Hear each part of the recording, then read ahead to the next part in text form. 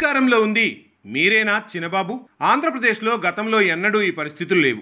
కక్షపూరిత రాజకీయాలు మొదలయ్యాయి. అంతకుముందు ఇటువంటి కేసులు, అరెస్టులు అంతకన్నా లేవు. ఉమ్మడి ఆంధ్రప్రదేశ్లో కానీ, రాష్ట్ర విభజన జరిగిన తర్వాత కానీ కక్షపూరిత చర్యలకు ఎవరూ దిగలేదు. 2014లో కొంత ప్రారంభమైన ఈ కక్షలు 2024 నాటికి పీక్స్కు చేరుకున్నాయి. ఒక రకంగా చెప్పాలంటే వైసీపీ పార్టీ ఆవిర్భవించి జగన్ రాజకీయాల్లోకి వచ్చిన తర్వాత, టీడీపీలో లోకేష్ ఎంట్రీ ఇచ్చిన తర్వాత ఇటువంటి రాజకీయాలు చోటు చేసుకున్నాయని చెప్పక తప్పదు.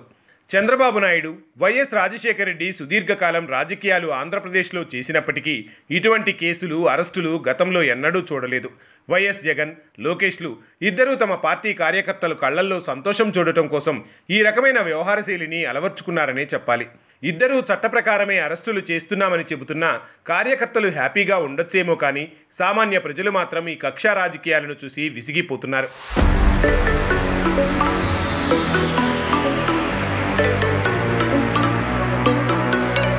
2019లో వైసీపీ అధికారంలోకి వచ్చిన తర్వాత అనేక మంది టీడీపీ నేతలను అరెస్టు చేశారు.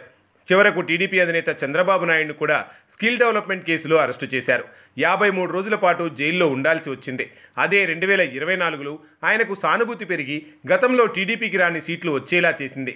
అలాగే గతంలో ఎన్నడూ లేని విధంగా వైసీపీ 11 సీట్లకే పరిమితమైంది. ఇప్పుడు టీడీపీ అధికారంలోకి వచ్చిన తర్వాత కూడా ఇదే జరుగుతోంది.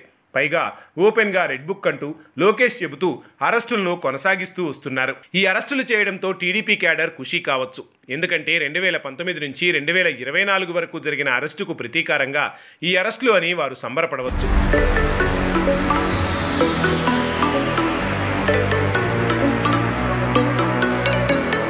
కానీ రానున్న ఎన్నికల్లో మాత్రం సామాన్య ప్రజలు మాత్రం దీన్ని హర్షించరన్న విశ్లేషణలు వినపడుతున్నాయి.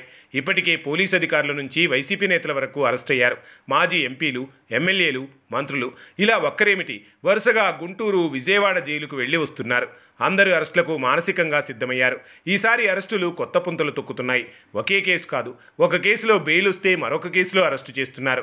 ఈ పద్ధతిని ఇప్పుడు టీడీపీ ప్రవేశపెట్టినా వైసీపీ అధికారంలోకి వస్తే ఖచ్చితంగా అదే మార్గాన్ని ఎంచుకుంది. ఇప్పటికే జగన్ పలుమార్లు 2.0లో తడాకా చూపుతామని వార్నింగ్లు ఇస్తున్నారు. జగన్ను అరెస్టు చేసినా అది ఏ కేసులోనైనా సానుభూతి పుష్కలంగా లభించే అవకాశాలను కొట్టిపారేయలేమని రాజకీయ విశ్లేషకులు సైతం అంటున్నారు.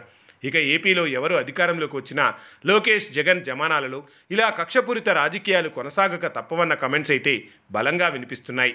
మరి ఎంతవరకు ఇవి దారితీస్తుందన్నది మాత్రం చూడాల్సి ఉంది.